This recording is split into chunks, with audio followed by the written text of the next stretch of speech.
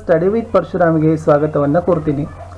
ಕಲಿಕಾ ಚೇತರಿಕೆ ಇದೆ, ಅದರಲ್ಲಿ 9ನೇ ತರಗತಿಯ ಸಮಾಜ ವಿಜ್ಞಾನದಲ್ಲಿ ಇವತ್ತು ಕಲಿಕಾ ಹಾಳೆ 43ಕ್ಕೆ ಸಂಬಂಧಪಟ್ಟಂತೆ ಉತ್ತರಗಳನ್ನು ತಂದಿದ್ದೀನಿ. ಅಂದರೆ ಇದು ಬಂದ್ಬಿಟ್ಟು ಕಲಿಕಾಂಶ 17ರ ಉತ್ತರಗಳು ಅಂತ ತಾವೇನು ಮಾಡ್ಕೊಳ್ಬೇಕು ತಿಳ್ಕೊಬೇಕು. ಹಿಂದಿನ ವಿಡಿಯೋಗಳನ್ನು ನೋಡದೇ ಇದ್ರೆ ಈ ವಿಡಿಯೋದ ಡಿಸ್ಕ್ರಿಪ್ಷನ್ ಬಾಕ್ಸ್ನಲ್ಲಿ ಒಂದು ಪ್ಲೇಲಿಸ್ಟ್ ಲಿಂಕ್ ಇದೆ. 9ನೇ ತರಗತಿ ಸಮಾಜ ವಿಜ್ಞಾನ ಕಲಿಕಾ ಹಾಳೆಗಳ ಉತ್ತರಗಳು, ಅದನ್ನು ಒತ್ತಿ ನೋಡ್ಬೋದು. ಅಷ್ಟೇ ಅಲ್ಲದೆ ದಯಮಾಡಿ ಈ ವಿಡಿಯೋವನ್ನು ಲೈಕ್ ಮಾಡಿ, ನೀವು ಬಳಸ್ತಕ್ಕಂಥ ಸೋಷಿಯಲ್ ಮೀಡಿಯಾ ಪ್ಲಾಟ್ಫಾರ್ಮ್ಗಳಲ್ಲಿ ಶೇರ್ ಮಾಡಿ. ಫಸ್ಟ್ ಟೈಮ್ ವಿಡಿಯೋವನ್ನು ವಾಚ್ ಮಾಡ್ತಿದ್ರೆ ಸಬ್ಸ್ಕ್ರೈಬ್ ಜೊತೆಗೆ ಬೆಲ್ ಐಕಾನನ್ನು ಅವಶ್ಯವಾಗಿ ಒತ್ತಿ. ಸೊ ನಾವುಗಳು ಹಿಂದಿಯಲ್ಲಿನೂ ಕೂಡ ಕಲಿಕಾ ಚೇತರಿಕೆಗೆ ಉತ್ತರಗಳನ್ನು ಹಾಕ್ತಾ ಇದ್ದೀವಿ, ಅವುಗಳನ್ನು ಸಹಿತ ನೋಡ್ಬೋದು. ಹಿಂದಿ ಸೈನ್ಸ್ ಎಸ್ಎಸ್ನಲ್ಲಿನೂ ಕೂಡ ನಾವು ಕ್ವಶನ್ ಆನ್ಸರ್ಸ್ ವಿಡಿಯೋಗಳನ್ನು ಹಾಕ್ತಾ ಇದ್ದೀವಿ, ಅವುಗಳನ್ನು ಸಹಿತ ನೋಡಿ. So FA SA examination question ಪೇಪರ್ಸ್ಗಳಿದ್ದಾವೆ. ಸೊ ನಮ್ಮದೇ ಆಗಿರ್ತಕ್ಕಂಥ ಒಂದು ಟೆಲಿಗ್ರಾಮ್ ಗ್ರೂಪ್ ಇದೆ, ಸ್ಟಡಿ ವಿತ್ ಪರಶುರಾಮ್ ಅಂತ. ಅದಕ್ಕೂ ಕೂಡ ತಾವೆಲ್ಲರೂ ಕೂಡ ಬಂದು ಜಾಯ್ನ್ ಆಗಿ ಅಂತ ಹೇಳ್ತಾ ಶುರು ಮಾಡೋಣ. 9ನೇ ತರಗತಿಯ ಸಮಾಜ ವಿಜ್ಞಾನದಲ್ಲಿ ಕಲಿಕಾ ಹಾಳೆ 43 ಅಂದರೆ ಕಲಿಕಾಂಶ 17ಕ್ಕೆ ಸಂಬಂಧಪಟ್ಟಂತೆ ಉತ್ತರಗಳನ್ನು. ಇದಿತ್ತು ಸ್ಥಳೀಯ ಭೌಗೋಳಿಕತೆಯ ಅಧ್ಯಯನಕ್ಕೆ ಸಂಬಂಧಪಟ್ಟಿರ್ತಕ್ಕಂಥದ್ದಿತ್ತು. ಕಲಿಕಾ ಫಲ ಏನದ ಅಂದ್ರೆ ನಮ್ಮ ಊರಿನ ಅಥವಾ ನಾವು ವಾಸಿಸುವ ಪ್ರದೇಶದ ಭೌಗೋಳಿಕ ಪರಿಸರವನ್ನು ಅಧ್ಯಯನ ಮಾಡೋ ಮೂಲಕ ಭೌಗೋಳಿಕ ಪರಿಕಲ್ಪನೆಗಳ ಜ್ಞಾನಗಳನ್ನು ಹೊಂದೋದು ಅಂತಕ್ಕಂಥದ್ದು ಕಲಿಕಾ ಫಲ ಇತ್ತು. ಚಟುವಟಿಕೆ 1, ನನ್ನೂರು ಪಟ್ಟಣ ನಗರದ ನಕ್ಷೆ ಬಿಡಿಸೋಣ ಅಂತ ಇದೆ. ಆ ನಕ್ಷೆಯಲ್ಲಿ ಪ್ರದೇಶದ ಮೇರೆಗಳನ್ನು ಗುರುತಿಸಬೇಕು, ಗಡಿ ಗುರುತಿಸಬೇಕು, ದಿಕ್ಕುಗಳನ್ನು ಹಾಕಬೇಕು, ಭೌಗೋಳಿಕ ಅಂಶಗಳನ್ನು ಬರಿಬೇಕು. ಒಂದು ಸುಳಿವು ಇದೆ, ನಿಮ್ಮ ಪ್ರದೇಶದ ಹಿರಿಯರಿಂದಾಗಿರ್ಬೋದು ಅಥವಾ ಗ್ರಾಮ ಲೆಕ್ಕಾಧಿಕಾರಿಗಳ ಸಹಾಯದಿಂದ ನಿಮ್ಮ ಊರಿನ ನಕ್ಷೆಯನ್ನು ಪಡೆದುಕೊಳ್ಬೇಕು. ಅಲ್ಲಿ ಹವಾಮಾನ, ವಾಯುಗುಣ, ಮಳೆ, ಉಷ್ಣತೆ, ದಿಕ್ಕುಗಳನ್ನು ಈ ಅಂಶಗಳನ್ನು ತಾವು ಬರೆದಿದ್ದೆ ಆದರೆ ಈ ಚಟುವಟಿಕೆ ಏನಾಗ್ತದಪ್ಪ ಅಂದ್ರೆ ಕಂಪ್ಲೀಟ್ ಆಗ್ತದೆ.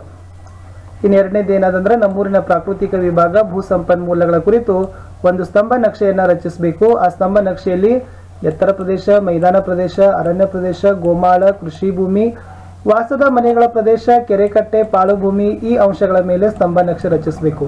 ಉತ್ತರ ಇದೆ. ಸೊ ಈ ತನ್ನಾಗಿರ್ತಕ್ಕಂಥ ತಾವುಗಳು ಅಂಶಗಳನ್ನು ಹಾಕಿಕೊಂಡು ಏನು ಮಾಡಬೇಕಪ್ಪ ಅಂತಂದ್ರೆ ಒಂದು ಸ್ತಂಭ ನಕ್ಷೆಗಳನ್ನು ರಚಿಸಬೇಕು. ಇದು ಎತ್ತರ ಪ್ರದೇಶ, ಮೈದಾನ ಪ್ರದೇಶ, ಅರಣ್ಯ ಪ್ರದೇಶ, ಗೋಮಾಳ, ಕೃಷಿ ಭೂಮಿ, ಮೈದಾನ ಪ್ರದೇಶ, ಕೆರೆಕಟ್ಟೆ, ಆ ಊರಿನಲ್ಲಿ ಪಾಳು ಭೂಮಿ ಇಲ್ಲ. ಸೊ ಅದು 0 ಆಗಿರ್ತಕ್ಕಂಥದ್ದು. ಚಟುವಟಿಕೆ 3ರಲ್ಲಿ ಹವಾಮಾನ ವಾಯುಗುಣದ ಸಮೀಕ್ಷೆ ಇದೆ. ಈ ಕಡೆ ತಿಂಗಳುಗಳಿದ್ದಾವೆ, ತಾಪಮಾನ, ಉಷ್ಣತೆ, ಆರ್ದ್ರತೆ, ಮಳೆ, ಚಳಿ ಇದೆ ಎಷ್ಟು ಅನ್ನೋದನ್ನ ಬರಿಬೇಕಿತ್ತು. ಉತ್ತರ ನೋಡೋದಾದ್ರೆ ಜನವರಿಯಲ್ಲಿ 36, 100, 0, 25, ಫೆಬ್ರವರಿಯಲ್ಲಿ 35, 95, 0, 26, ಮಾರ್ಚ್ನಲ್ಲಿ 36, 92, 11, 27, ಏಪ್ರಿಲ್ನಲ್ಲಿ 38, 100, 11, 25, ಮೇದಲ್ಲಿ 40, 110, 15, 0, ಜೂನ್ನಲ್ಲಿ 31, 150, 100, 15, ಜುಲೈನಲ್ಲಿ 37, 180, 120, 20, ಆಗಸ್ಟ್ನಲ್ಲಿ 36, 170, 110, 25, ಸೆಪ್ಟೆಂಬರ್ನಲ್ಲಿ 35, 150, 100, 20, ಅಕ್ಟೋಬರಲ್ಲಿ 34, 130, 90, 25, ನವೆಂಬರ್ನಲ್ಲಿ 36, 120, 90, 30. ಸೊ ಡಿಸೆಂಬರಲ್ಲಿ ನೋಡೋದಾದ್ರೆ 37, 110, 90, 35 ಅಂತಕ್ಕಂಥದ್ದು. ಸೊ ಇಷ್ಟು ಉಷ್ಣತೆ, ಆರ್ದ್ರತೆ, ಚಳಿ ಮತ್ತು ಮಳೆ ಇತ್ತು. ಇನ್ನ ಹೆಚ್ಚು ಸಾಧಾರಣ ಕಡಿಮೆಯನ್ನು ತಾವೇನು ಮಾಡಬೇಕಪ್ಪ ಅಂತಂದ್ರೆ ಅಲ್ಲಿ ಬರಿಬೇಕಾಗಿತ್ತು. ಸೊ ಇಲ್ಲಿ ನಾನು ಅದನ್ನು ಉಷ್ಣತೆಯಲ್ಲಿನೇ ತೆಗೆದುಕೊಂಡಿದ್ದೀನಿ. ಶಿಕ್ಷಕರೊಂದಿಗೆ ಚರ್ಚಿಸಿ ಕೋಷ್ಟಕದ ಸಹಾಯದಿಂದ ಈ ನಿಮ್ಮ ಪ್ರದೇಶದ ವಾಯುಗುಣದ ಮಾದರಿನ ಬರೀಬೇಕು. ನಮ್ಮದು ಒಳನಾಡಿನ ಮಾದರಿ ಅಂತ ಆಗ್ತದೆ. ಸೊ ಅದು ನಾನು ಬರೆದಿದ್ದೀನಿ. ಸಸ್ಯವರ್ಗ ಸಮೀಕ್ಷೆಗಳನ್ನು ಮಾಡಬೇಕು. ಸೊ ನಿಮ್ಮ ಪೋಷಕರ ಶಿಕ್ಷಕರ ಸಹಾಯದಿಂದ ಇಲ್ಲಿ ಮರ, ಗಿಡಗಂಟಿ, ಹುಲ್ಲುಗಾವಲು, ಹಣ್ಣಿನ ಗಿಡ ಮತ್ತು ಸಣ್ಣ ಸಸ್ಯಗಳನ್ನು ನಿನಗೆ ಗೊತ್ತಿರುವ ನಿಮ್ಮೂರಿನಲ್ಲಿನೇ ಬರಿಬೇಕು.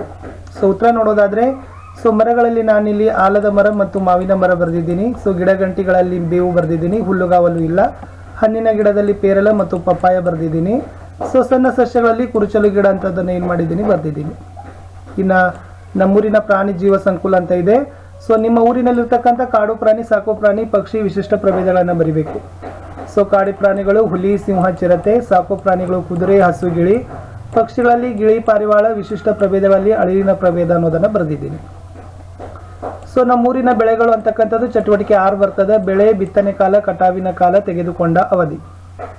ಸೊ ಕಬ್ಬು ಬಿತ್ತನೆ ಕಾಲ ಜನವರಿ, ಕಟಾವಿನ ಕಾಲ ಡಿಸೆಂಬರ್, ಅವಧಿ 1 ವರ್ಷ. ಗೋಧಿ ನವೆಂಬರ್, ಏಪ್ರಿಲ್ನಲ್ಲಿ ಕಟಾವು, ಒಟ್ಟು 6 ತಿಂಗಳ ತಗೋತದ. ಚಟುವಟಿಕೆ 7ರಲ್ಲಿ ನಮ್ಮೂರಿನಲ್ಲಿ ದೊರಕತಕ್ಕಂಥ ಸಂಪನ್ಮೂಲಗಳು ಅಂತ ಇದೆ. ಸೊ ವ್ಯವಸಾಯೋತ್ಪನ್ನ ಯಾವ್ಯಾವ ಸಿಗ್ತವೆ, ಖನಿಜೋತ್ಪನ್ನ ಯಾವ ಸಿಗ್ತವೆ, ಕೈಗಾರಿಕಾ ಸಂಪನ್ಮೂಲ ಯಾವ ಸಿಗ್ತವೆ ಅನ್ನೋದನ್ನು ಬರಿಬೇಕಿತ್ತು. ಉತ್ತರ ನೋಡೋದಾದ್ರೆ ವ್ಯವಸಾಯ ಉತ್ಪನ್ನಗಳಲ್ಲಿ ಬೆಳೆಗಳು ಸಿಗ್ತಾವ, ಧಾನ್ಯಗಳು ಸಿಗ್ತಾವ, ಹುಲ್ಲು ಸಿಗ್ತದ. ಓಕೆ. ಸೊ ಈ ತರನಾಗಿರ್ತಕ್ಕಂಥ ತಾವೆಲ್ಲ ಏನು ಮಾಡಬೇಕಾಗ್ತದ ಬರಿಬೇಕಾಗ್ತದ. ನೆಕ್ಸ್ಟ್ ಖನಿಜ ಉತ್ಪನ್ನಗಳಲ್ಲಿ ತಾಮ್ರ, ಅಲ್ಯೂಮಿನಿಯಂ ಸಿಗ್ತದ. ಕೈಗಾರಿಕಾ ಸಂಪನ್ಮೂಲಗಳಲ್ಲಿ ಸಕ್ಕರೆ, ಆಲ್ಕೋಹಾಲ್ ಇವೆಲ್ಲ ನಿಮ್ಮ ಊರಿನಲ್ಲೇ ಬರೀಬೇಕು. ನಿಮ್ಮ ಊರಿನಲ್ಲಿ ಸಿಗ್ತಕ್ಕಂಥವುಗಳನ್ನೇ ತಾವೇನು ಮಾಡಬೇಕು, ಅದನ್ನು ಹಿರಿಯರಿಂದ ಕೇಳಿ, ಶಿಕ್ಷಕರಿಂದ ಕೇಳಿನೇ ಬರೀಬೇಕು. ಮಾನವ ಸಂಪನ್ಮೂಲ ಸಮೀಕ್ಷೆ ಕೇಳಿದ್ದಾರೆ. ಸೊ ನಿಮ್ಮ ಊರಿನಲ್ಲಿ 0ರಿಂದ 6, 6ರಿಂದ 14, 14ರಿಂದ 25, 25ರಿಂದ 40, 40ರಿಂದ 60, 60 ವರ್ಷ ಮೇಲ್ಪಟ್ಟವರು. ಅದರಲ್ಲಿ ಎಷ್ಟು ಜನ ಗಂಡು ಮಕ್ಕಳು, ಎಷ್ಟು ಜನ ಹೆಣ್ಣು ಮಕ್ಕಳು, ಒಟ್ಟು ಎಷ್ಟು ಇದೆ ಅನ್ನೋದನ್ನು ಸೊ ನಾನಿಲ್ಲಿ ಕ್ಲೂ ಕೊಟ್ಟಿದ್ದೀನಿ. ಏನಪ್ಪ ಅಂತಂದರೆ, ನೀವು ನಿಮ್ಮ ಊರಿನಲ್ಲಿ ಸೊ ನೀವು ಏನು ಆಶಿಸ್ತಿರಲ್ಲ, ಆ ವಾರ್ಡಿನಲ್ಲಿ ಅಂಗನವಾಡಿ ಇರ್ತದೆ. ಆ ಅಂಗನವಾಡಿ ಕಾರ್ಯಕರ್ತೆಯರ ಕಡೆ ಸೊ ಸಾಮಾನ್ಯವಾಗಿರ್ತಕ್ಕಂಥ ಊರಿನ ಎಲ್ಲ ಸಮಗ್ರ ಮಾಹಿತಿನೂ ಕೂಡ ಅವ್ರ ಕಡೆ ಇರ್ತದೆ. ಸೊ ಅವ್ರ ಕಡೆಯಿಂದ ಕೇಳಿ ತಿಳ್ಕೊಂಡಿದ್ದಾದರೆ ಈ ಮಾಹಿತಿಯನ್ನು ತಾವೇನು ಮಾಡ್ಬೋದು, ಪಡ್ಕೊಳ್ಬೋದು. ಚಟುವಟಿಕೆ 9ರಲ್ಲಿ ನಮ್ಮ ಊರಿನ ಪ್ರಾಮುಖ್ಯತೆಗಳಂತ ಇದೆ. ಸೊ ವಿಶೇಷವಾಗಿ ಮಳೆ ಬೀಳುತ್ತದ, ಆಮೇಲೆ ಕಡಿಮೆ ಉಷ್ಣತೆಯ ಪ್ರದೇಶ, ನಿಮ್ಮ ಊರಿನ ಬಗ್ಗೆ ಬರಿಬೇಕು. ಅಧಿಕ ಇಳುವರಿಗೆ ಬರ್ತದ, ಶಾಂತಿಗೆ ಹೆಸರಾಗದ, ಭಾವೈಕ್ಯತೆಗೆ ಹೆಸರಾಗದ, ಇವೆಲ್ಲ ಊರಿನ ಪ್ರಾಮುಖ್ಯತೆಗಳಲ್ಲಿ ಬರ್ತದ. ಇನ್ನು ನಮ್ಮ ಊರಿನ ವೈಶಿಷ್ಟ್ಯತೆ ಅಂತ ಚಟುವಟಿಕೆ 10 ಬರ್ತದ. ಸೊ ನಮ್ಮ ಊರಿನ ವೈಶಿಷ್ಟ್ಯತೆಗಳೇನೆ, ವಿಶೇಷವಾಗಿ ಸಾಂಸ್ಕೃತಿಕ, ಸಾಮಾಜಿಕ, ಐತಿಹಾಸಿಕ, ಭೌಗೋಳಿಕ ಅಂಶಗಳ ಕುರಿತು ಕಿರು ಪ್ರಬಂಧವನ್ನು ರಚಿಸಬೇಕಾಗಿತ್ತು. ಒಂದು 20ರಿಂದ 25 ಸಾಲುಗಳಲ್ಲಿ ತಾವು ಒಂದು ನಿಬಂಧಗಳನ್ನು ಬರಿಬೇಕು. ಆ ನಿಬಂಧಗಳಲ್ಲಿ ಯಾವೆಲ್ಲ ಅಂಶಗಳು ಇರಬೇಕು ಅನ್ನೋದನ್ನು ನಾನಿಲ್ಲಿ ಏನು ಮಾಡಿದ್ದೀನಿ, ಕೀ ಪಾಯಿಂಟ್ಸಲ್ಲಿ ಕೊಟ್ಟಿದ್ದೀನಿ. ನಿಮ್ಮ ಊರಿನಲ್ಲಿ ಆಚರಿಸ್ತಕ್ಕಂಥ ಜಾತ್ರೆ, ಹಬ್ಬ, ಹರಿದಿನಗಳು, ಉತ್ಸವಗಳನ್ನು ಸಹಿತ ತಾವೇನು ಮಾಡಬೇಕು, ಈ ನಿಬಂಧದಲ್ಲಿ, ಕಿರು ಪ್ರಬಂಧದಲ್ಲಿ ವಿದ್ಯಾರ್ಥಿಗಳೇ ಬರಿಬೇಕು.